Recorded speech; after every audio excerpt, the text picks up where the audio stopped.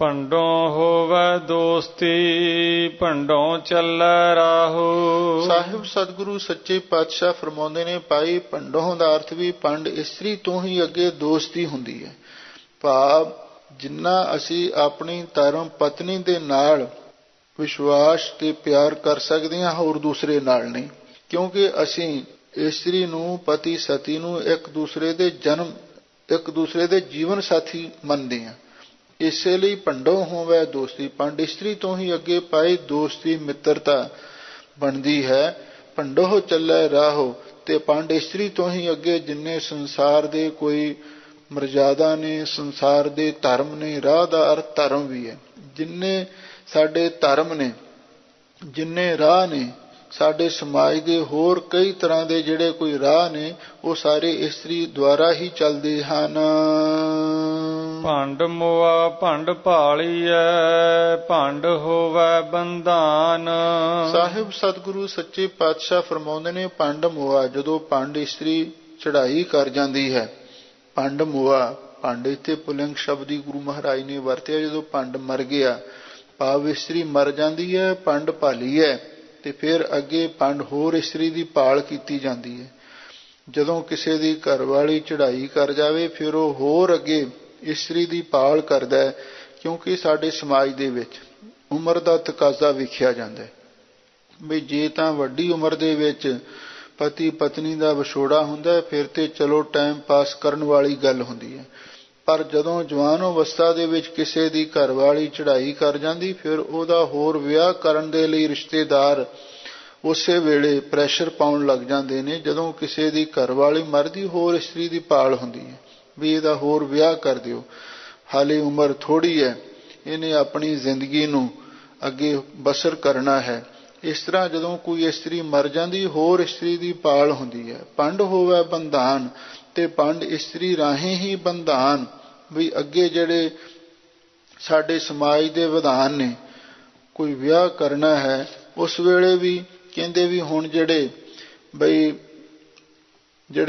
ਕੋਈ ਬੱਚੇ ਦੇ ਮਾਤਾ ਪਿਤਾ ਹੁੰਦੇ ਨੇ, ਜਾਂ ਬੱਚੀ ਦੇ ਗਾਂ ਹੋਰ ਰਿਸ਼ਤੇਦਾਰ, ਤੇ ਉਹਨਾਂ ਨੂੰ ਬਰਾਬਰ ਖੜਿਆ ਕੀਤਾ ਜਾਂਦਾ ਹੈ। ਭੰਡ ਇਸਤਰੀ ਰਾਹੀਂ ਹੀ ਸਾਰੇ ਜਿਹੜੇ ਸਾਡੇ ਸਮਾਜ ਦੇ ਬੰਧਾਨ ਦਾ ਅਰਥ ਹੈ ਵੀ ਜਿਹੜੇ ਨਿਯਮ ਨੇ, ਸਾਡੇ ਕੋਈ ਸੰਵਿਧਾਨ ਬਣੇ ਹੋਏ ਨੇ, ਸਾਡੇ ਸਮਾਜ ਦੇ ਕਾਇਦੇ ਕਾਨੂੰਨ ਨੇ, ਉਹਦੇ ਵਿੱਚ ਵੀ ਇਸਤਰੀ ਦਾ ਹੱਥ ਹੁੰਦਾ ਹੈ। ਸੋ ਕਿਉ ਮੰਦਾ ਆਖੀਐ ਜਿਤ ਜੰਮਹਿ ਰਾਜਾਨ।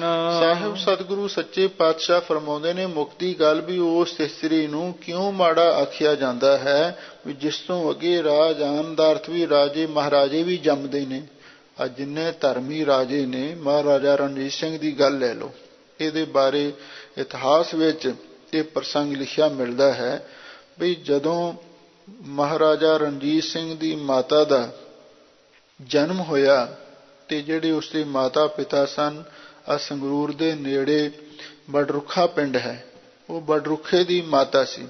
ਔਰ ਉੱਥੇ ਨੇੜੇ ਹੀ ਇੱਕ ਮਹਾਂਪੁਰਖ ਸੰਤ ਬਾਬਾ ਗੁੱਦੜ ਸਿੰਘ ਜੀ ਰਹਿੰਦੇ ਸਨ। ਮਹਾਰਾਜਾ ਰਣਜੀਤ ਸਿੰਘ ਦਾ ਨਾਨਕਾ ਪਰਿਵਾਰ ਉਹਨਾਂ ਦਾ ਸ਼ਰਧਾਲੂ ਸੀ, ਔਰ ਉਹਨਾਂ ਦੇ ਕੋਲ ਦੁੱਧ ਲੰਗਰ ਪਾਣੀ ਲੈ ਕੇ ਜਾਂਦੇ, ਉਹਨਾਂ ਨੂੰ ਛਕਾਉਂਦੇ।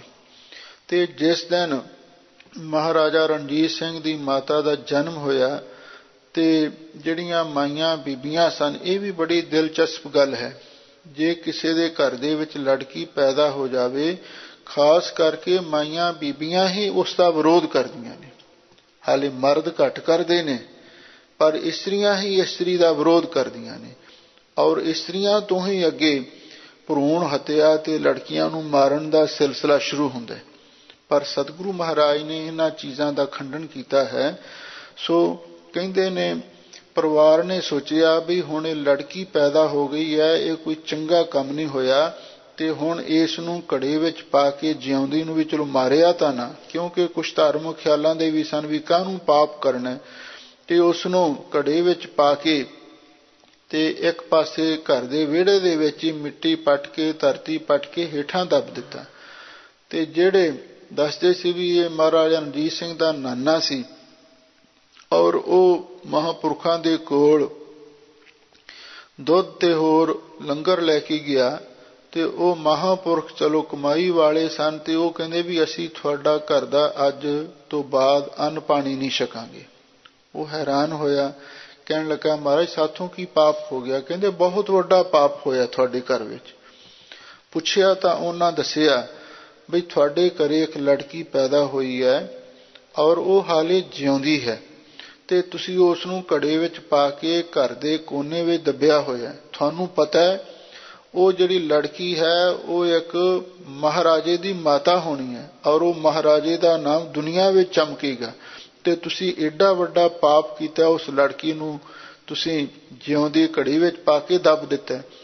ਤੇ ਜਦੋਂ ਉਹਨਾਂ ਮਹਾਂਪੁਰਖਾਂ ਨੇ ਇਹ ਗੱਲ ਆਖੀ ਤਾਂ ਸੱਚਮੁੱਚ ਜਦੋਂ ਜਾ ਕੇ ਪਰਿਵਾਰ 'ਚ ਗੱਲ ਹੋਈ ਤੇ ਉਹ ਸਾਰੀ ਗੱਲ ਠੀਕ ਨਿਕਲੀ। ਫਿਰ ਉਸ ਲੜਕੀ ਨੂੰ ਘੜੇ ਵਿੱਚੋਂ ਬਾਹਰ ਕੱਢਿਆ ਗਿਆ, ਉਹ ਅੰਗੂਠਾ ਚੁੰਘ ਰਹੀ ਸੀ। ਫਿਰ ਉਹਦੀ ਪਾਲਣਾ ਪੋਸ਼ਣਾ ਵੀ ਹੋਈ। ਉਸ ਦੇ ਪੇਟੋਂ ਮਹਾਰਾਜਾ ਰਣਜੀਤ ਸਿੰਘ ਦਾ ਜਨਮ ਹੋਇਆ, ਤੇ ਮਹਾਰਾਜਾ ਰਣਜੀਤ ਸਿੰਘ ਇੱਕ ਐਸਾ ਸਿੱਖ ਰਾਜਾ ਹੋਇਆ ਜਿਸ ਨੂੰ ਮਹਾਰਾਜਾ ਰਣਜੀਤ ਸਿੰਘ ਦੇ ਨਾਮ ਦੇ ਨਾਲ ਹੁਣ ਤੱਕ ਦੁਨੀਆ ਯਾਦ ਕਰਦੀ ਹੈ। ਇਸੇ ਲਈ ਗੁਰੂ ਮਹਾਰਾਜ ਸੱਚੇ ਪਾਤਸ਼ਾਹ ਨੇ ਇਹ ਬਚਨ, ਇਹਨਾਂ ਤੋਂ ਹੀ ਪ੍ਰੇਰਣਾ ਹੁੰਦੀ ਹੈ ਨਾ ਵੀ ਸੋ ਕਿਉਂ ਮੰਦਾ ਆਖਿਆ ਜਿਤ ਜੰਮਹਿ ਰਾਜਾਨ, ਬਈ ਉਸ ਨੂੰ ਕਿਉਂ ਮਾੜਾ ਆਖਿਆ ਜਿਸ ਤੋਂ ਰਾਜੇ ਮਹਾਰਾਜੇ ਵੀ ਜਨਮ ਲੈਂਦੇ ਹਨ। ਭੰਡੋਂ ਹੀ ਭੰਡ ਉਪਜੈ ਭੰਡੈ ਬਾਝ ਨ ਕੋਏ। ਲੋ ਹਜ਼ੂਰ ਕਹਿੰਦੇ ਨੇ ਭੰਡ ਇਸਤਰੀ ਤੋਂ ਹੀ ਅੱਗੇ ਇਸਤਰੀ ਪੈਦਾ ਹੁੰਦੀ ਹੈ। ਅਕਸਰ ਇਸਤਰੀ ਵੀ ਇਸਤਰੀ ਤੋਂ ਹੀ ਜਨਮ ਲੈਂਦੀ ਹੈ ਨਾ, ਤੇ ਪੁਰਖ ਵੀ ਇਸਤਰੀ ਤੋਂ ਜਨਮ ਲੈਂਦਾ। ਇਸਤਰੀ ਤੋਂ ਹੀ ਅੱਗੇ ਇਸਤਰੀ ਪੈਦਾ ਹੁੰਦੀ ਹੈ। ਹਜ਼ੂਰ ਕਹਿੰਦੇ ਨੇ ਭੰਡੋ ਹੀ ਭੰਡ ਉਪਜੈ ਭੰਡੈ ਬਾਝ ਨਾ ਕੋਈ, ਵੀ ਭੰਡ ਇਸਤਰੀ ਤੋਂ ਬਿਨਾਂ ਤੇ ਬਈ ਕੋਈ ਸੰਸਾਰ ਵਿੱਚ ਪੈਦਾ ਹੀ ਨਹੀਂ ਹੋ ਸਕਿਆ। ਜਦ ਤੋਂ ਸੰਸਾਰ ਬਣਿਆ, ਕੀ ਸਾਧੂ, ਕੀ ਬਰਕਤ, ਕੀ ਮਹਾਂਪੁਰਖ, ਕੀ ਰਾਜੇ, ਕੀ ਅਵਤਾਰ, ਕੀ ਗੁਰੂ, ਸਾਰੇ ਇਸਤਰੀ ਰਾਹੀਂ ਹੀ ਪੈਦਾ ਹੋਏ ਹਨ। ਨਾਨਕ ਭੰਡੈ ਬਾਹਰਾ ਏਕੋ ਸੱਚਾ ਸੋਏ। ਸਾਹਿਬ ਸਤਿਗੁਰੂ ਸੱਚੇ ਪਾਤਸ਼ਾਹ ਕਹਿੰਦੇ ਭਾਈ ਹਾਂ, ਇੱਕ ਅਕਾਲ ਪੁਰਖ ਵਾਹਿਗੁਰੂ ਪਰਮੇਸ਼ਰ ਹੈ ਜਿਹੜਾ ਭੰਡ ਇਸਤਰੀ ਤੋਂ ਰਹਿਤ ਹੈ। ਭਾਵ ਉਹ ਅਕਾਲ ਪੁਰਖ ਨੂੰ ਪੈਦਾ ਕਰਨ ਵਾਲੀ ਕੋਈ ਇਸਤਰੀ ਨਹੀਂ, ਕੋਈ ਔਰਤ ਨਹੀਂ, ਕਿਉਂਕਿ ਅਕਾਲ ਪੁਰਖ ਦੇ ਬਾਰੇ ਤਾਂ ਗੁਰੂ ਨਾਨਕ ਸਾਹਿਬ ਜੀ ਨੇ ਇਹ ਆਖਿਆ ਹੈ, ਥਾਪਿਆ ਨਾ ਜਾਏ ਕੀਤਾ ਨਾ ਹੋਏ ਆਪੇ ਆਪ ਨਿਰੰਜਨ ਸੋਏ। ਹਰ ਆਪੇ ਮਾਤਾ ਆਪੇ ਪਿਤਾ ਜਨ ਜਿਉ ਪਾਏ ਜਗਤ ਖਾਇਆ। ਇਸੇ ਲਈ ਵਾਹਿਗੁਰੂ ਨੂੰ ਪੈਦਾ ਕਰਨ ਵਾਲੀ ਕੋਈ ਇਸਤਰੀ ਨਹੀਂ ਹੈ। ਇਸੇ ਲਈ ਸਤਿਗੁਰੂ ਕਹਿੰਦੇ ਜੇ ਕੋਈ ਸੰਸਾਰ ਦੇ ਵਿੱਚ ਹੈ ਇਸਤਰੀ ਤੋਂ ਬਿਨਾਂ ਤਾਂ ਕੇਵਲ ਅਕਾਲ ਪੁਰਖ ਵਾਹਿਗੁਰੂ ਪਰਮੇਸ਼ਰ ਹੀ ਹੈ। ਜਤ ਮੁਖ ਸਦਾ ਸਾਲਾਹੀਐ ਭਾਗਾਂ ਰਤੀ ਚਾਰ। ਸਾਹਿਬ ਸਤਿਗੁਰੂ ਸੱਚੇ ਪਾਤਸ਼ਾਹ ਫਰਮਾਉਂਦੇ ਨੇ ਭਾਈ ਜਿਸ ਮੁਖ ਦੁਆਰਾ ਅਕਾਲ ਪੁਰਖ ਵਾਹਿਗੁਰੂ ਦੀ ਸਿਫਤ ਸਲਾਹ ਕੀਤੀ ਜਾਂਦੀ ਹੈ, ਹਮੇਸ਼ਾ ਹਮੇਸ਼ਾ ਜਿਸ ਮੁਖ ਰਾਹੀਂ ਵਾਹਿਗੁਰੂ ਦੀ ਸਿਫਤ ਸਲਾਹ ਕੀਤੀ ਜਾਂਦੀ ਹੈ, ਭਾਗਾਂ ਰਤੀ ਚਾਰ। ਸਤਿਗੁਰੂ ਕਹਿੰਦੇ ਨੇ ਵੀ ਉਹ ਜਿਹੜਾ ਮੁਖ ਹੈ ਜਾਂ ਉਹ ਇਸਤਰੀ ਹੈ ਜਿਸ ਦੇ ਮੁਖ ਰਾਹੀਂ ਵਾਹਿਗੁਰੂ ਦੀ ਸਿਫਤ ਸਲਾਹ ਹੁੰਦੀ ਹੈ, ਭਾਗਾਂ ਰਤੀ ਚਾਰ, ਵੀ ਉਹਦੇ ਮੱਥੇ ਉੱਤੇ ਚਾਰ ਦਾ ਅਰਥ ਹੈ ਵੀ ਸੁੰਦਰ, ਭਾਗਾਂ ਦੀ ਰਤੀ ਦਾ ਅਰਥ ਹੈ ਮਣੀ, ਭਾਗਾਂ ਦੀ ਰਤੀ ਮਣੀ ਭਾਵ ਭਾਗਾਂ ਦੀ ਜਿਹੜੀ ਲਾਲੀ ਹੈ, ਭਾਗਾਂ ਦੀ ਚਮਕ ਹੈ ਔਰ ਉਹਦੇ ਮੱਥੇ ਤੇ ਚਮਕ ਪੈਂਦੀ ਹੈ ਜਿਸ ਮੁਖ ਰਾਹੀਂ ਵਾਹਿਗੁਰੂ ਦੀ ਸਿਫਤ ਸਲਾਹ ਹੁੰਦੀ ਹੈ। ਉਸ ਇਸਤਰੀ ਦੇ ਭਾਗਾਂ ਦੀ ਸੁੰਦਰ ਰਤੀ ਸੋਭਾ ਸਾਰੇ ਸੰਸਾਰ ਦੇ ਵਿੱਚ ਪ੍ਰਗਟ ਹੁੰਦੀ ਹੈ। ਅਥਵਾ ਭਾਗਾਂ ਰਤੀ ਚਾਰ ਵੀ ਜਾਂ ਜਿਹੜਾ ਚਾਰ ਸ਼ਬਦ ਹੈ ਨਾ, ਇਹਦੇ ਰਾਰੇ ਨੂੰ ਸਿਹਾਰੀ ਲੱਗੀ ਹੋਈ, ਇਸ ਲਈ ਇਹ ਚਾਰ ਗਿਣਤੀ ਦਾ ਵਾਚਕ ਮੰਨ ਕੇ ਕੁਛ ਵਿਦਵਾਨਾਂ ਨੇ ਇਹ ਵੀ ਅਰਥ ਕੀਤਾ ਭਾਗਾਂ ਰਤੀ ਚਾਰ, ਵੀ ਉਹਦੇ ਭਾਗਾਂ ਦੀ ਰਤੀ ਸੋਭਾ ਚਾਰ ਚਾਰ ਯੁੱਗਾਂ ਦੇ ਵਿੱਚ ਹੁੰਦੀ ਹੈ, ਚਾਰੇ ਯੁੱਗਾਂ ਦੇ ਵਿੱਚ ਉਸ ਦੀ ਮਹਿਮਾ ਕੀਤੀ ਜਾਂਦੀ ਹੈ। ਨਾਨਕ ਤੇ ਮੁਖ ਉਜਲੇ ਤਿਤ ਸੱਚਾ ਦਰਬਾਰ। ਧੰਨ ਗੁਰੂ ਨਾਨਕ ਦੇ ਮਹਾਰਾਜ ਸੱਚੇ ਪਾਤਸ਼ਾਹ ਫਰਮਾਉਂਦੇ ਨੇ ਭਾਈ ਜਿਸ ਮੁਖ ਦੁਆਰਾ ਵਾਹਿਗੁਰੂ ਦੀ ਸਿਫਤ ਸਲਾਹ ਹੋਵੇ, ਨਾਨਕ ਤੇ ਮੁਖ ਉਜਲੇ ਤਿਤ ਸੱਚਾ ਦਰਬਾਰ। ਫਿਰ ਉਹਨਾਂ ਗੁਰਮੁਖ ਰੂਹਾਂ ਦੇ ਚਾਹੇ ਕੋਈ ਇਸਤਰੀ ਨੇ ਚਾਹੇ ਮਰਦ ਨੇ, ਚਾਹੇ ਕੋਈ ਸਿੱਖ ਹੈ ਚਾਹੇ ਬੀਬੀ ਹੈ, ਜਿਸ ਮੁਖ ਦੁਆਰਾ ਕੋਈ ਵੀ ਵਾਹਿਗੁਰੂ ਦੀ ਸਿਫਤ ਸਲਾਹ ਕਰਦਾ ਹੈ ਉਹਦੇ ਮੱਥੇ ਤੇ ਭਾਗਾਂ ਦੀ ਰਤੀ ਚਮਕ ਪੈਂਦੀ ਹੈ। ਫਿਰ ਉਹਨਾਂ ਦੇ ਵਾਹਿਗੁਰੂ ਦੇ ਸੱਚੇ ਦਰਬਾਰ ਦੇ ਵਿੱਚ ਵੀ ਮੁਖ ਉਜਲੇ ਹੁੰਦੇ ਹਨ। ਜਿਨੀ ਨਾਮ ਤੇ ਆਇਆ ਗਏ ਮਸਕਤ ਕਾਲ, ਨਾਨਕ ਤੇ ਮੁਖ ਉਜਲੇ ਕੀਤੀ ਛੁੱਟੀ ਨਾਲ। ਚਾਹੇ ਕੋਈ ਇਸਤਰੀ ਚਾਹੇ ਪੁਰਸ਼, ਇਹਨਾਂ ਦੋਹਾਂ ਵਿੱਚੋਂ ਕੋਈ ਵੀ ਵਾਹਿਗੁਰੂ ਦਾ ਨਾਮ ਜਪੇ, ਵਾਹਿਗੁਰੂ ਦੀ ਸਿਫਤ ਸਲਾਹ ਕਰੇ, ਫਿਰ ਵਾਹਿਗੁਰੂ ਦੇ ਦਰਬਾਰ ਦੇ ਵਿੱਚ ਉਹਨਾਂ ਦੇ ਮੁਖ ਉਜਲੇ ਹੁੰਦੇ ਹਨ। ਪੌੜੀ ਸਭ ਕੋ ਆਖੈ ਆਪਣਾ, ਜਿਸ ਨਾਹੀ ਸੋ ਚੁਣ ਕੱਢੀਐ। ਪੌੜੀ ਵਿੱਚ ਧੰਨ ਗੁਰੂ ਨਾਨਕ ਦੇਵ ਮਹਾਰਾਜ ਫਰਮਾਉਂਦੇ ਨੇ, ਸਭ ਕੋ ਆਖੈ ਆਪਣਾ। ਸਭ ਕੋ ਦਾ ਅਰਥ ਵੀ ਹਰ ਕੋਈ ਮਨੁੱਖ ਇਹ ਗੱਲ ਆਖਦਾ ਹੈ ਵੀ ਜਿੰਨਾ ਵੀ ਧਨ ਪਦਾਰਥ ਮੇਰੇ ਕੋਲ ਹੈ, ਇਹ ਸਭ ਕੁਛ ਮੇਰਾ ਆਪਣਾ ਹੀ ਹੈ। ਜਿਸ ਨਾਹੀ, ਜਿਸ ਨੂੰ ਇਸ ਗੱਲ ਦੀ ਪਕੜ ਨਹੀਂ ਹੈ, ਭਾਵ ਇਹ ਗੱਲ ਨਹੀਂ ਆਖਦਾ, ਸੋ ਚੁਣ ਕੱਢਿਓ, ਚੁਣ ਕੇ ਬਾਹਰ ਕੱਢੋ। ਇਹੋ ਜਿਹਾ ਆਦਮੀ ਕੋਈ ਨਹੀਂ ਮਿਲੇਗਾ ਜਿਹੜਾ ਇਹ ਗੱਲ ਆਖੇ ਵੀ ਮੇਰਾ ਤੇ ਕੁਛ ਨਹੀਂ, ਸਭ ਕੁਛ ਪਰਮੇਸ਼ਰ ਦਾ ਹੈ। ਹਾਲਾਂਕਿ ਸੱਚ ਇਹੀ ਹੈ, ਮੇਰਾ ਮੁਝ ਮੈਂ ਕਿਛ ਨਹੀਂ, ਜੋ ਕਿਛ ਹੈ ਸੋ ਤੇਰਾ, ਤੇਰਾ ਤੁਝ ਕੋ ਸੌਂਪਤੇ ਕਿਆ ਲੱਗਿਆ ਮੇਰਾ। ਜਿਹੜੇ ਮਨੁੱਖ ਸਭ ਕੁਛ ਆਪਣਾ ਸਮਝੀ ਬੈਠੇ ਨੇ, ਉਹ ਜਰਾ ਸੋਚ ਕੇ ਤਾਂ ਵੇਖਣ ਉਹ ਕੀ ਨਾਲ ਆਏ ਸੀ ਤੇ ਕੀ ਨਾਲ ਲੈ ਕੇ ਜਾਣਗੇ। ਤੇ ਕੋਈ ਵੀ ਮਨੁੱਖ ਨਾ ਕੁਛ ਨਾਲ ਲੈ ਕੇ ਆਇਆ, ਨਾ ਉਸਨੇ ਨਾਲ ਲੈ ਕੇ ਜਾਣਾ, ਪਰ ਇੱਥੇ ਆ ਕੇ ਝੂਠੀ ਮੇਰ ਤੇਰ ਦੇ ਵਿੱਚ ਫਸ ਜਾਂਦਾ ਹੈ। ਹਰ ਕੋਈ ਮਨੁੱਖ ਇਹ ਗੱਲ ਆਖਦਾ ਹੈ ਵੀ ਇਹ ਤਨ ਵੀ ਮੇਰਾ, ਧਨ ਵੀ ਮੇਰਾ, ਸਭ ਕੁਝ ਮੇਰਾ ਆਪਣਾ ਹੈ। ਜਿਹੜਾ ਇਹ ਗੱਲ ਨਹੀਂ ਆਖਦਾ ਵੀ ਉਹ ਚੁਣ ਕੇ ਬਾਹਰ ਕੱਢੋ, ਭਾਵ ਐਸਾ ਕੋਈ ਵਿਰਲਾ ਹੀ ਮਹਾਂਪੁਰਖ ਮਿਲੇਗਾ। ਕੀਤਾ ਆਪੋ ਆਪਣਾ, ਆਪੇ ਹੀ ਲੇਖਾ ਸੰਡੀਐ। ਸਾਹਿਬ ਸਤਿਗੁਰੂ ਸੱਚੇ ਪਾਤਸ਼ਾਹ ਫਰਮਾਉਂਦੇ ਨੇ, ਭਾਈ ਇਹ ਜਿਹੜਾ ਮਨੁੱਖ ਹੈ, ਇਹ ਜਿਹੋ ਜਿਹਾ ਆਪੋ ਆਪਣਾ ਕੀਤਾ, ਜਿਹੋ ਜਿਹਾ ਇਸਨੇ ਆਪੋ ਆਪਣਾ ਕਰਮ ਕੀਤਾ ਹੈ, ਭਾਵ ਚੰਗਾ ਮਾੜਾ ਕੰਮ ਕੀਤਾ ਹੈ, ਫਿਰ ਉਸ ਦਾ ਆਪ ਹੀ ਇਹ ਲੇਖਾ ਸੰਢਿਆ ਦਾ ਅਰਥ ਵੀ ਸਹਾਰਦਾ ਹੈ, ਭਾਵ ਉਸ ਦਾ ਲੇਖਾ ਆਪ ਹੀ ਇਸ ਨੂੰ ਦੇਣਾ ਪੈਂਦਾ ਹੈ। ਅਥਵਾ ਕਈ ਵਿਦਵਾਨਾਂ ਨੇ ਸੰਢਿਆ ਦਾ ਅਰਥ ਇਉਂ ਵੀ ਕੀਤਾ ਹੈ, ਪ੍ਰਕਰਨ ਦੇ ਅਨੁਸਾਰ ਕੀਤਾ ਆਪੋ ਆਪਣਾ, ਵੀ ਇਸ ਮਨੁੱਖ ਨੇ ਜਿਹੋ ਜਿਹਾ ਚੰਗਾ ਮਾੜਾ ਆਪੋ ਆਪਣਾ ਕੰਮ ਕੀਤਾ ਹੁੰਦਾ ਹੈ, ਤੇ ਫਿਰ ਉਹਦਾ ਆਪ ਹੀ ਲੇਖਾ ਸੰਢਿਆ ਭਰਨਾ ਪੈਂਦਾ ਹੈ, ਆਪ ਹੀ ਉਸ ਨੂੰ ਲੇਖਾ ਦੇਣਾ ਪੈਂਦਾ ਹੈ। ਜਾ ਰਹਿਣਾ ਨਾਹੀ ਐਤ ਜਗ, ਤਾਂ ਕਾਇਤ ਗਾਰਬ ਹੰਡੀਐ। ਸਾਹਿਬ ਸਤਿਗੁਰੂ ਸੱਚੇ ਪਾਤਸ਼ਾਹ ਫਰਮਾਉਂਦੇ ਨੇ, ਭਾਈ ਜਦੋਂ ਇਸ ਸੰਸਾਰ ਦੇ ਵਿੱਚ ਰਹਿਣਾ ਹੀ ਨਹੀਂ ਹੈ, ਰਾਣਾ ਰਾਉ ਨਾ ਕੋ ਰਹਿ, ਰੰਗ ਨਾ ਤੁੰਗ ਫਕੀਰ, ਵਾਰੀ ਆਪੋ ਆਪਣੀ ਕੋਈ ਨਾ ਬੰਧੈ ਧੀਰ, ਤਾਂ ਕਾਇਤ ਗਾਰਬ ਹੰਡੀਐ। ਤਾਂ ਕਾਹਦੇ ਲਈ ਹੰਕਾਰ ਦੇ ਵਿੱਚ ਹੰਡੀਆ ਦਾ ਅਰਥ ਆਪਣਾ ਜੀਵਨ ਗਵਾਉਣਾ ਹੈ, ਕਾਹਦੇ ਲਈ ਹੰਕਾਰ ਦੇ ਵਿੱਚ ਬਰਬਾਦ ਹੁੰਦੇ ਫਿਰਦੇ ਹੋ। ਇਸ ਲਈ ਜਦੋਂ ਰਹਿਣਾ ਹੀ ਨਹੀਂ, ਆਪਣੇ ਤਨ ਦਾ ਤੇ ਆਪਣੇ ਧਨ ਦਾ, ਆਪਣੇ ਰੂਪ ਦਾ, ਆਪਣੇ ਗੁਣਾਂ ਦਾ, ਆਪਣੇ ਗਿਆਨ ਦਾ, ਕਿਸੇ ਗੱਲ ਦਾ ਵੀ ਹੰਕਾਰ ਨਹੀਂ ਕਰਨਾ ਚਾਹੀਦਾ। ਮੰਦਾ ਕਿਸੈ ਨਾ ਆਖੀਐ, ਪੜ ਅੱਖਰ ਇਹੋ ਬੁੱਝੀਐ। ਲੋ ਸਾਹਿਬ ਸਤਿਗੁਰੂ ਸੱਚੇ ਪਾਤਸ਼ਾਹ ਸਾਰੇ ਲੋਕਾਂ ਨੂੰ ਸਮਝਾਉਂਦੇ ਨੇ, ਭਾਈ ਜੇ ਤੁਸੀਂ ਧਰਮ ਗ੍ਰੰਥ ਪੜ੍ਹਦੇ ਹੋ, ਤੁਸੀਂ ਵਿਦਿਆ ਪੜ੍ਹਦੇ ਹੋ ਜਾਂ ਪੜ੍ਹੀ ਹੋਈ ਹੈ, ਤੇ ਇਹ ਅੱਖਰ ਪੜ੍ਹ ਕੇ ਇਸ ਗੱਲ ਨੂੰ ਸਮਝੋ, ਕਿਸੇ ਨੂੰ ਮਾੜਾ ਨਹੀਂ ਕਹਿਣਾ ਚਾਹੀਦਾ। ਕਿਉਂਕਿ ਸਾਰੇ ਜੀਵ, ਸਾਰੇ ਮਨੁੱਖ ਵਾਹਿਗੁਰੂ ਦੇ ਪੈਦਾ ਕੀਤੇ ਹੋਏ ਨੇ, ਕਿਸੇ ਨੂੰ ਮਾੜਾ ਨਾ ਆਖੋ। ਜਦੋਂ ਤੁਸੀਂ ਕਿਸੇ ਨੂੰ ਮਾੜਾ ਆਖੋਗੇ ਤੇ ਫਿਰ ਤੁਹਾਡੇ ਉੱਤੇ ਵਾਹਿਗੁਰੂ ਪਰਮੇਸ਼ਰ ਕਦੇ ਪ੍ਰਸੰਨ ਨਹੀਂ ਹੋ ਸਕਦਾ। ਮੂਰਖ ਨਾਲ ਨਾ ਲੁੱਜੀਐ। ਸਾਹਿਬ ਸਤਿਗੁਰੂ ਸੱਚੇ ਪਾਤਸ਼ਾਹ ਹੋਰ ਸਾਨੂੰ ਸਿੱਖਿਆ ਦਿੰਦੇ ਨੇ ਵੀ ਇੱਕ ਤਾਂ ਜੇ ਤੁਸੀਂ ਧਰਮ ਗ੍ਰੰਥ ਪੜ੍ਹ ਕੇ ਇਹ ਸਿੱਖਿਆ ਪੱਲੇ ਬੰਨ੍ਹ ਲਵੋ, ਕਿਸੇ ਨੂੰ ਮਾੜਾ ਨਾ ਆਖੋ। ਸਾਰੇ ਰੱਬ ਦੇ ਜੀਵ ਨੇ, ਸਭ ਦੇ ਨਾਲ ਪਿਆਰ ਕਰੋ। ਦੂਸਰੀ ਗੱਲ, ਜੇ ਕੋਈ ਮੂਰਖ ਆਦਮੀ ਐਵੇਂ ਤੁਹਾਡੇ ਨਾਲ ਆ ਕੇ ਮੱਥਾ ਮਾਰਦਾ ਹੈ ਜਾਂ ਤੁਹਾਡੇ ਨਾਲ ਬਹਿਸ ਮੁਬਾਹਿਸਾ ਕਰਦਾ ਹੈ, ਉਸ ਮੂਰਖ ਦੇ ਨਾਲ ਲੜਾਈ ਝਗੜਾ ਕਰਨ ਦੀ ਲੋੜ ਨਹੀਂ। ਬਈ ਮੂਰਖ ਦੇ ਨਾਲ ਲੜੋ ਨਾ। ਜੇ ਕੋਈ ਮੂਰਖ ਮੂਰਖਤਾ ਕਰ ਰਿਹਾ ਹੈ, ਵੀ ਤੁਸੀਂ ਉਸ ਤੋਂ ਪਾਸਾ ਵੱਟ ਜਾਓ। ਜੇ ਮੂਰਖ ਦੇ ਨਾਲ ਤੁਸੀਂ ਲੜਾਈ ਝਗੜਾ ਵੀ ਕੀਤਾ ਤੇ ਉਹਦਾ ਲਾਭ ਕੁਛ ਨਹੀਂ ਹੋਣਾ, ਸਗੋਂ ਤੁਹਾਡਾ ਆਪਣਾ ਹੀ ਮਨ ਉਹ ਅਸ਼ਾਂਤ ਹੋਵੇਗਾ, ਤੁਸੀਂ ਆਪ ਹੀ ਅਪਸੈਟ ਹੋ ਜਾਓਗੇ। ਇਸੇ ਲਈ ਮੂਰਖਾਂ ਦੇ ਨਾਲ ਲੜਾਈ ਝਗੜਾ ਕਰਨਾ ਵੀ ਇਹ ਇੱਕ ਮੂਰਖਤਾ ਹੀ ਹੁੰਦੀ ਹੈ। ਸ਼ਲੋਕ ਸ਼ਲੋਕ ਮਹੱਲਾ ਪਹਿਲਾ। ਨਾਨਕ ਫਿੱਕੈ ਬੋਲਿਆ ਤਨ ਮਨ ਫਿੱਕਾ ਹੋਏ। ਲੋ, ਜਦੋਂ ਸਤਿਗੁਰੂ ਮਹਾਰਾਜ ਨੇ ਇਹ ਉਪਦੇਸ਼ ਦਿੱਤਾ ਨਾ, ਮੰਦਾ ਕਿਸੈ ਨਾ ਆਖੀਐ ਪੜ ਅਖਰੇ ਹੋ ਬੁੱਝੀਐ, ਤੇ ਉਸ ਵੇਲੇ ਕੋਲ ਬੈਠੇ ਕਿਸੇ ਪ੍ਰੇਮੀ ਨੇ ਇਹ ਬਚਨ ਆਖਿਆ। ਕਹਿਣ ਲੱਗਾ, ਮਹਾਰਾਜ ਹੁਣ ਜੇ ਕੋਈ ਆਦਮੀ ਫਿੱਕਾ ਬੋਲਦਾ ਹੈ ਤੇ ਫਿਰ ਉਹਦਾ ਰਿਜ਼ਲਟ ਕੀ ਹੁੰਦਾ, ਸਾਨੂੰ ਇਹਦੇ ਬਾਰੇ ਵੀ ਦੱਸੋ।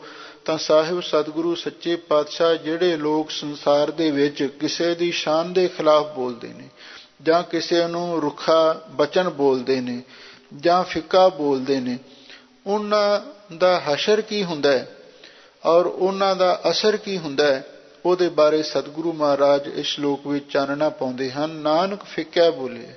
ਹਜ਼ੂਰ ਕਹਿੰਦੇ ਨੇ, ਭਾਈ ਫਿੱਕਾ ਬੋਲਣ ਦੇ ਨਾਲ, ਫਿੱਕੇ ਬੋਲਣ ਤੋਂ ਮੁਰਾਦ ਹੈ ਜਦੋਂ ਆਪਾਂ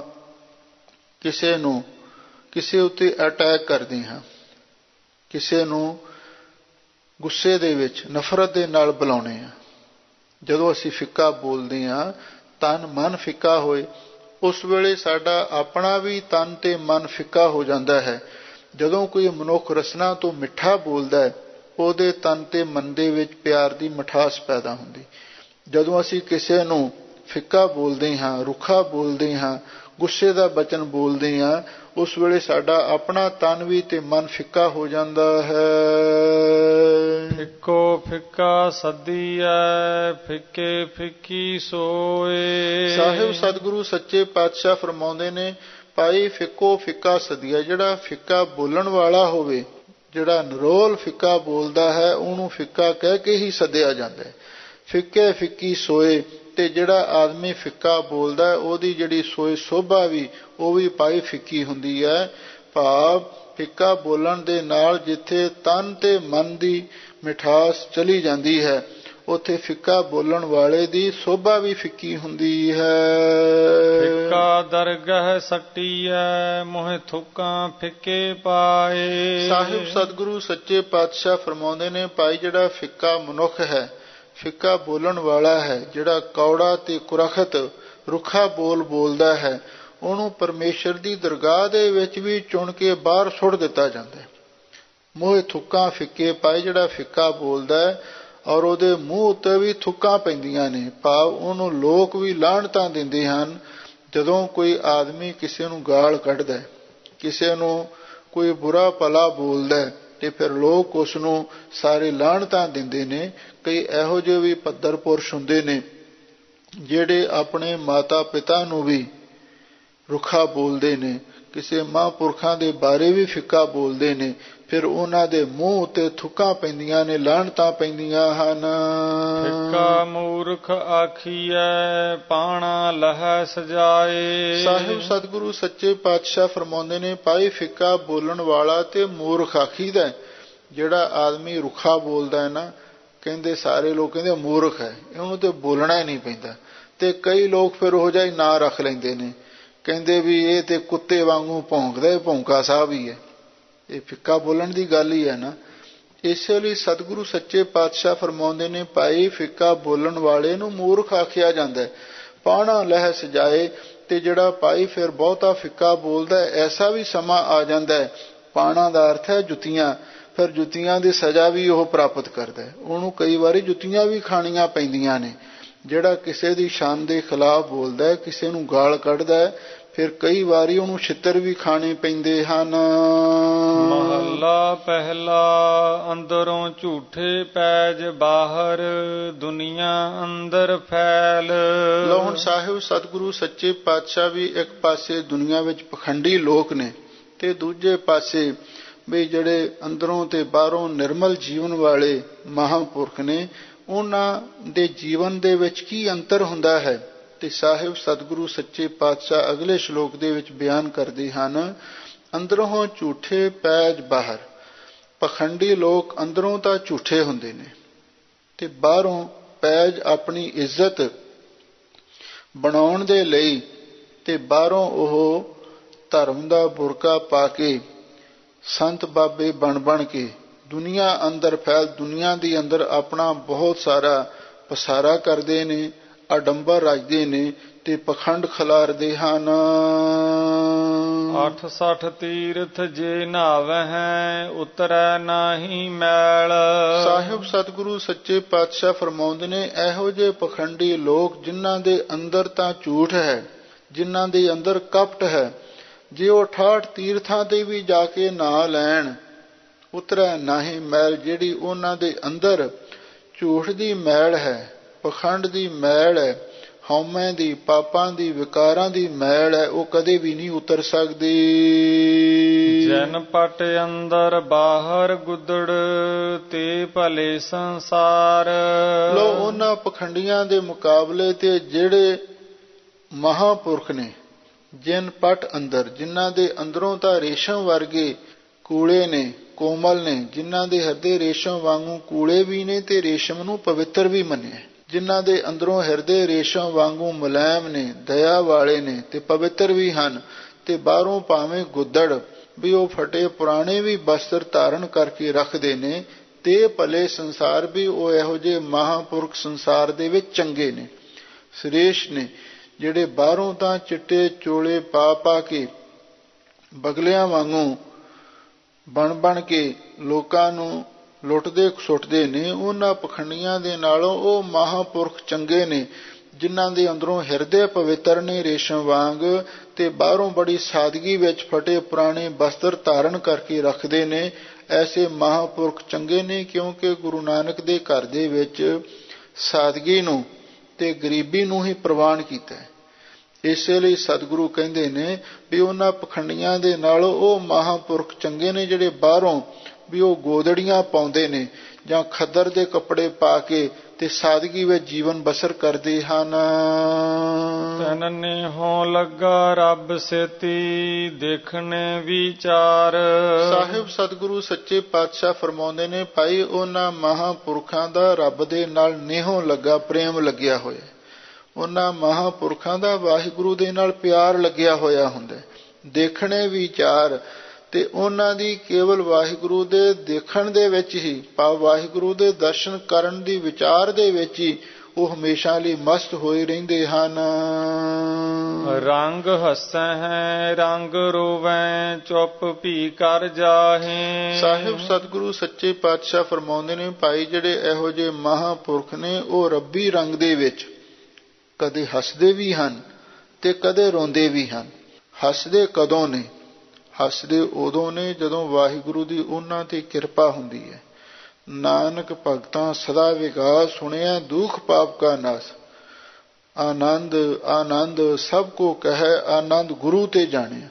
ਤੇ ਫਿਰ ਉਹ ਜਦੋਂ ਆਪਣੇ ਪਿਛਲੇ ਜੀਵਨ ਨੂੰ ਦੇਖਦੇ ਨੇ ਵੀ ਅਸੀਂ ਪਿੱਛੇ ਆਪਣਾ ਜੀਵਨ ਐਵੇਂ ਗਵਾ ਲਿਆ, ਤੇ ਫਿਰ ਕਈ ਵਾਰੀ ਰੋਣ ਵੀ ਲੱਗ ਜਾਂਦੇ ਨੇ। ਪਿਛਲੇ ਆਪਣੇ ਔਗਣਾਂ ਨੂੰ ਯਾਦ ਕਰ ਕਰਕੇ ਮਹਾਂਪੁਰਖ ਰੋਂਦੇ ਵੀ ਹਨ, ਪਰ ਉਹ ਕਿਸੇ ਰੱਬੀ ਰੰਗ ਦੇ ਵਿੱਚ ਹੀ ਹੱਸਦੇ ਨੇ, ਰੱਬੀ ਰੰਗ ਵਿੱਚ ਹੀ ਰੋਂਦੇ ਹਨ। ਤੇ ਕਦੇ ਕਦੇ ਉਹ ਚੁੱਪ ਵੀ ਹੋ ਜਾਂਦੇ ਨੇ, ਮੌਨ ਵੀ ਧਾਰਨ ਕਰ ਲੈਂਦੇ ਨੇ। ਕਈ ਵਾਰੀ ਮਹਾਂਪੁਰਖਾਂ ਦੀ ਐਸੀ ਵੀ ਅਵਸਥਾ ਬਣ ਜਾਂਦੀ ਹੈ, ਤੇ ਫਿਰ ਉਹ ਕਿਸੇ ਨਾਲ ਬਚਨ ਨਹੀਂ ਕਰਦੇ, ਚੁੱਪਚਾਪ ਤੇ ਵਾਹਿਗੁਰੂ ਦੇ ਸਿਮਰਨ ਦੇ ਵਿੱਚ, ਧਿਆਨ ਦੇ ਵਿੱਚ ਬੈਠ ਜਾਂਦੇ ਹਨ। ਪਰਵਾਹ ਨਾਹੀ ਕਿਸੈ ਕੇਰੀ ਬਾਜ ਸੱਚੇ ਨਾਹ। ਪਰ ਸਾਹਿਬ ਸਤਿਗੁਰੂ ਸੱਚੇ ਪਾਤਸ਼ਾਹ ਫਰਮਾਉਂਦੇ ਨੇ, ਬਿਨਾਂ ਨਾਹ ਖਸਮ ਤੋਂ, ਭਾਵ ਬਿਨਾਂ ਉਸ ਅਕਾਲ ਪੁਰਖ, ਸੱਚੇ ਅਕਾਲ ਪੁਰਖ ਵਾਹਿਗੁਰੂ ਤੋਂ ਬਿਨਾਂ ਉਹ ਹੋਰ ਕਿਸੇ ਦੀ ਪਰਵਾਹ ਵੀ ਨਹੀਂ ਮੰਨਦੇ, ਕਿਸੇ ਦੀ ਕਾਨ ਕਨਾਉਣ ਨਹੀਂ ਮੰਨਦੇ। ਇੱਕ ਸਿਰਫ ਉਹ ਸੱਚੇ ਨਾਹ, ਸੱਚੇ ਖਸਮ ਵਾਹਿਗੁਰੂ ਪਰਮੇਸ਼ਰ ਤੋਂ ਡਰਦੇ ਨੇ, ਤੇ ਹੋਰ ਕਿਸੇ ਆਦਮੀ ਦੀ, ਚਾਹੇ ਕੋਈ ਰਾਜਾ ਹੈ, ਚਾਹੇ ਕੋਈ ਕੰਗਾਲ ਹੈ, ਚਾਹੇ ਕੋਈ ਕਿੰਨਾ ਮਾਇਆ ਧਾਰੀ, ਕਿਸੇ ਦੀ ਪਰਵਾਹ ਨਹੀਂ ਕਰਦੇ। ਜਿਵੇਂ ਇੱਕ ਸੰਤ ਬਾਬਾ ਗੁੱਦੜ ਸਿੰਘ ਜੀ ਹੋਏ ਨੇ, ਸੰਤ ਬਾਬਾ ਖੁਦਾ ਸਿੰਘ ਜੀ, ਉਹਨਾਂ ਦੇ ਕੋਲੇ ਮੁਲਤਾਨ ਦਾ ਗਵਰਨਰ ਆ ਕੇ ਬੈਠਾ, ਕਿਉਂਕਿ ਉਹਨੇ ਸੁਣਿਆ ਸੀ ਬੜੇ ਪਹੁੰਚੇ ਹੋਏ ਮਹਾਂਪੁਰਖ ਨੇ। ਉਹਨੇ ਆ ਕੇ ਨਾਲੇ ਤਾਂ ਮੁੱਠੀ ਚਾਪੀ ਕਰਨੀ ਸ਼ੁਰੂ ਕਰ ਦਿੱਤੀ, ਨਾਲ ਕਹਿੰਦਾ, ਮਹਾਰਾਜ ਮੈਨੂੰ ਜੀਵਨ ਮੁਕਤ ਮਹਾਂਪੁਰਖਾਂ ਦੀ ਅਵਸਥਾ ਦੱਸੋ ਕਿਹੋ ਜਿਹੀ ਹੁੰਦੀ ਹੈ। ਉਹਨਾਂ ਨੇ ਸੁਖਮਨੀ ਸਾਹਿਬ ਦੀ ਬਾਣੀ ਯਾਦ ਸੀ, ਪੜ੍ਹ ਕੇ ਸੁਣਾਈ। ਕਹਿਣ ਲੱਗੇ, ਪ੍ਰਭ ਕੀ ਆਗਿਆ ਆਤਮ ਹਿਤਾਵੈ ਜੀਵਨ ਮੁਕਤ ਸੋ ਕਹਾਵੈ। ਸਾਰੀ ਉਹ ਪੌੜੀ ਪੜ੍ਹੀ ਤੇ ਉਹਨੂੰ ਉਹਦੇ ਅਰਥ ਸਮਝਾਏ। ਫਿਰ ਉਹ ਕਹਿਣ ਲੱਗਾ, ਨਹੀਂ ਮਹਾਰਾਜ, ਕੋਈ ਪ੍ਰੈਕਟੀਕਲ ਮੈਨੂੰ ਜੀਵਨ ਮੁਕਤੀ ਦਾ, ਜੀਵਨ ਮੁਕਤ ਮਹਾਂਪੁਰਖਾਂ ਦਾ ਕੋਈ ਮੈਨੂੰ ਲੱਛਣ ਦੱਸੋ। ਜਦੋਂ ਇਹ ਗੱਲ ਸੁਣੀ ਤਾਂ ਮਹਾਂਪੁਰਖ ਆਪਣੇ ਰੋਹ ਵਿੱਚ ਆਏ ਤੇ ਉਹਨਾਂ ਨੇ ਕੀ ਕੀਤਾ, ਉਹ ਗਵਰਨਰ ਦੇ ਸਿਰ ਉੱਤੇ ਟੋਪੀ ਲਈ ਹੋਈ ਸੀ, ਪੈਰਾਂ ਵਾਲੇ ਪਾਸੇ ਬੈਠ ਕੇ ਮੁੱਠੀ ਚਾਪੀ ਕਰ ਰਿਹਾ ਸੀ, ਉਹਦੀ ਛਾਤੀ ਵਿੱਚ ਲੱਤ ਮਾਰੀ ਤੇ ਉਹਨੂੰ ਪਿੱਛੇ ਉਲਟਾ ਕੇ ਸੁੱਟ ਦਿੱਤਾ। ਉਹਦੀ ਟੋਪੀ ਕਿਧਰੇ ਘੁੰਮਦੀ ਫਿਰੇ ਤੇ ਇੱਕਦਮ ਉਹ ਠਠੰਬਰ ਗਿਆ, ਡਰ ਗਿਆ, ਕਹਿਣ ਲੱਗਾ ਮਹਾਰਾਜ ਮੈਥੋਂ ਕੀ ਭੁੱਲ ਹੋ ਗਈ, ਮਾਫੀਆਂ ਮੰਗਣ ਲੱਗਿਆ। ਤੇ ਮਹਾਂਪੁਰਖ ਬਾਬਾ ਖੁਦਾ ਸਿੰਘ ਜੀ ਕਹਿਣ ਲੱਗੇ ਇਹ ਅਸਲੀ ਜੀਵਨ ਮੁਕਤ ਬ੍ਰਹਮ ਗਿਆਨੀਆਂ ਦੀ ਨਿਸ਼ਾਨੀ ਹੈ, ਤੈਸਾ ਰੰਗ ਤੈਸਾ ਰਾਜਾ। ਚਾਹੇ ਉਹਨਾਂ ਕੋਲੇ ਕੰਗਾਲ ਆ ਜਾਵੇ ਤੇ ਚਾਹੇ ਤੇਰੇ ਵਰਗਾ ਕੋਈ ਗਵਰਨਰ ਆ ਜਾਵੇ, ਰਾਜਪਾਲ ਆ ਜਾਵੇ, ਔਰ ਉਹ ਉਹਨਾਂ ਦੀ ਕੌਡੀ ਕਦਰ ਨਹੀਂ ਕਰਦੇ। ਇਹ ਜੀਵਨ ਮੁਕਤਾਂ ਦਾ ਅਸਲੀ ਇਹ ਰੂਪ ਹੁੰਦਾ, ਅਸਲੀ ਅਵਸਥਾ ਹੁੰਦੀ। ਉਹ ਕਿਸੇ ਰਾਜੇ ਮਹਾਰਾਜੇ ਦੀ ਵੀ ਕਾਨ ਕਨੌਣ ਨਹੀਂ ਕਰਦੇ, ਇੱਕ ਵਾਹਿਗੁਰੂ ਪਰਮੇਸ਼ਰ ਤੋਂ ਡਰਦੇ ਨੇ। ਬੇਪਰਵਾਹ ਸਦਾ ਰੰਗ ਹਰਕੈ ਜਾਂ ਕੋ ਪਾਕ ਸੁਆਮੀ। ਹਜ਼ੂਰ ਕਹਿੰਦੇ ਨੇ ਐਸੇ ਮਹਾਂਪੁਰਖਾਂ ਨੂੰ ਕਿਸੇ ਦੀ ਪਰਵਾਹ ਨਹੀਂ ਹੁੰਦੀ, ਸਿਰਫ ਸੱਚੇ ਨਾਹਪਤੀ ਖਸਮ ਤੋਂ ਡਰਦੇ ਹਨ।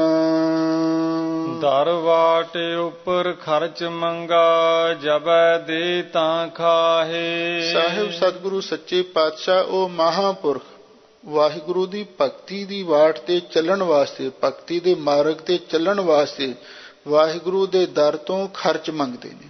ਉਹ ਖਰਚ ਕੀ ਹੈ? ਵਾਹਿਗੁਰੂ ਦੇ ਨਾਮ ਦਾ। ਜੇ ਮਾਰਗ ਕੇ ਗਨੇ ਜਾਹੇ ਨਾ ਕੋਸਾ, ਹਰ ਕਾ ਨਾਮ ਉਹਾਂ ਸੰਗ ਤੋਸਾ।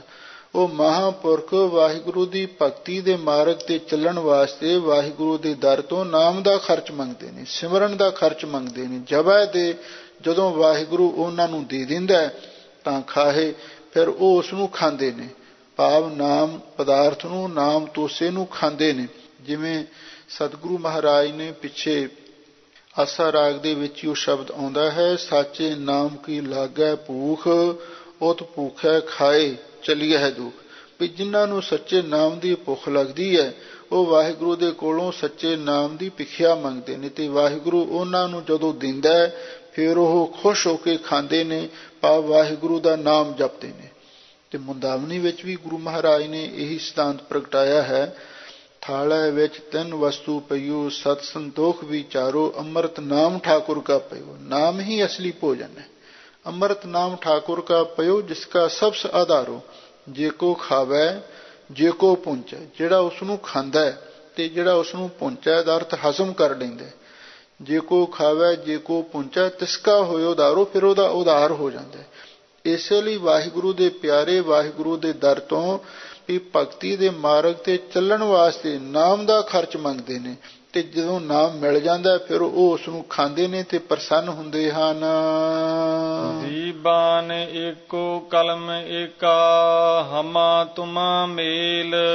ਸਾਹਿਬ ਸਤਿਗੁਰੂ ਸੱਚੇ ਪਾਤਸ਼ਾਹ ਫਰਮਾਉਂਦੇ ਨੇ, ਭਾਈ ਉਸ ਵਾਹਿਗੁਰੂ ਪਰਮੇਸ਼ਰ ਦਾ ਦਰਬਾਰ ਵੀ ਇੱਕੋ ਹੀ ਹੈ ਤੇ ਕਲਮ ਵੀ ਇੱਕੋ ਹੈ, ਜਿਸ ਦੇ ਨਾਲ ਸਾਰੇ ਜੀਵਾਂ ਦੇ ਮੱਥੇ ਤੇ ਲੇਖ ਲਿਖਦਾ ਹੈ। ਹਾਥ ਕਲਮ ਅਗਮ ਮਸਤਕ ਲੇਖਾਵਤੀ, ਉਰਜ ਰਹੋ ਸਭ ਸੰਗ ਅਨੂਪ ਰੂਪ ਆਵਤੀ। ਸਭ ਨਾਲ ਲਿਖਿਆ ਵੜੀ ਕਲਾ। ਤੇ ਕਲਗੀਧਰ ਪਾਤਸ਼ਾਹ ਨੇ ਵੀ ਫਰਮਾਇਆ ਹੈ, ਕਰੀ ਲੋਹ ਕਰਮੰ ਲਿਖਿਓ ਲੇਖ ਮਤ ਹੈ, ਸਭੀ ਜ਼ੇਰ ਕੀਨੇ ਬਲੀ ਕਾਲ ਨਥ ਹੈ। ਉਸ ਲੋਹੇ ਦੀ ਕਲਮ ਦੇ ਨਾਲ ਵਾਹਿਗੁਰੂ ਨੇ ਸਭ ਜੀਵਾਂ ਦੇ ਮੱਥੇ ਤੇ ਲੇਖ ਲਿਖੇ ਹਨ। ਦਰਬਾਰ ਵੀ ਇੱਕੋ ਹੀ ਹੈ, ਕਚਹਿਰੀ ਵੀ ਇੱਕ ਹੈ, ਰੱਬ ਦੀ ਦਰਗਾਹ ਵੀ ਇੱਕ ਹੈ, ਤੇ ਕਲਮ ਵੀ ਇੱਕੋ, ਜਿਸ ਦੇ ਨਾਲ ਲੇਖ ਲਿਖੇ ਜਾਂਦੇ ਹਨ। ਹਮਾ ਤੁਮਾ ਮੇਲ, ਜਿਹੜੇ ਸਾਡਾ ਤੁਹਾਡਾ ਸਾਰਿਆਂ ਦਾ ਰੱਬ ਦੀ ਦਰਗਾਹ ਵਿੱਚ ਜਾ ਕੇ ਮੇਲ ਹੁੰਦਾ ਹੈ। ਦਰ ਲਏ ਲੇਖਾ ਪੀੜ ਛੁਟੈ, ਨਾਨਕਾ ਜਿਉ ਤੇਲ।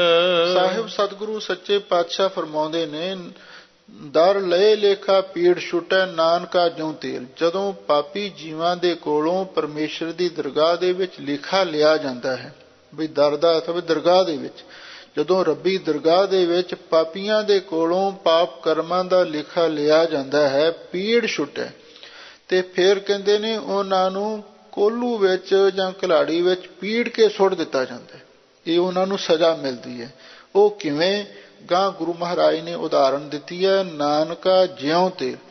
ਜਿਵੇਂ ਕੋਈ ਤੇਲੀ ਵੀ ਕੋਲੂ ਵਿੱਚ ਤਿਲਾਂ ਨੂੰ ਪਾ ਕੇ ਤੇਲ ਕੱਢ ਦਿੰਦਾ ਹੈ, ਤੇ ਫਿਰ ਜਿਹੜਾ ਉਹ ਤਿਲਾਂ ਵਿੱਚੋਂ ਤੇਲ ਕੱਢ ਕੇ ਤੇ ਜਿਹੜਾ ਉਸ ਦਾ ਬਾਕੀ ਬਚਿਆ ਫੋਗ ਹੁੰਦਾ ਉਹਨੂੰ ਪਰੇ ਸੁੱਟ ਦਿੰਦਾ ਹੈ। ਇਸੇ ਤਰ੍ਹਾਂ ਜਿਹੜੇ ਪਾਪੀ ਲੋਕ ਨੇ, ਜਦੋਂ ਉਹਨਾਂ ਦਾ ਅੱਗੇ ਰੱਬੀ ਦਰਗਾਹ ਦੇ ਵਿੱਚ ਲਿਖਾ ਹੁੰਦਾ ਹੈ, ਹਿਸਾਬ ਕਿਤਾਬ ਹੁੰਦਾ ਹੈ, ਚੰਗਿਆਈਆਂ ਬੁਰਿਆਈਆਂ ਵਾਚਾ ਧਰਮ ਹਦੂਰ, ਤੇ ਫਿਰ ਉੱਥੇ ਉਹਨਾਂ ਨੂੰ ਕਹਾਣੀ ਵਿੱਚ ਪੀੜ ਕੇ ਸੁੱਟ ਦਿੱਤਾ ਜਾਂਦਾ ਹੈ। ਪੌੜੀ ਆਪੇ ਹੀ ਕਰਣਾ ਕੀਓ, ਕਲ ਆਪੇ ਹੀ ਤੈ ਧਾਰੀਐ। ਲਓ ਹੁਣ ਪੌੜੀ ਵਿੱਚ ਸਾਹਿਬ ਸਤਿਗੁਰੂ ਸੱਚੇ ਪਾਤਸ਼ਾਹ ਵਾਹਿਗੁਰੂ ਦੀ ਸਿਫਤ ਸਲਾਹ ਕਰਦੇ ਹਨ।